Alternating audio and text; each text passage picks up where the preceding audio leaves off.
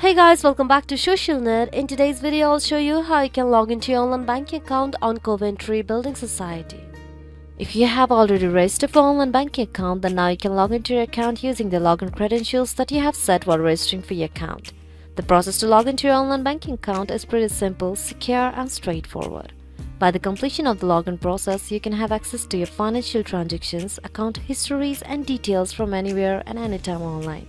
So in order to get started, all you have to do is go to any browser and desktop. Then on the search bar, search for Coventry Building Society.co.uk.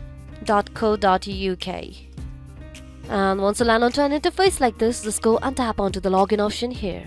By tapping on it, you'll be directed to the login page for online banking account on Coventry Building Society. But before you get started with the login process, there are a few things that you need to keep in your mind. You cannot log into your online banking account if you haven't registered for it at the first place. So in order to do that, all you have to do is just go and tap on to not register for online services in order to get started with the registration process.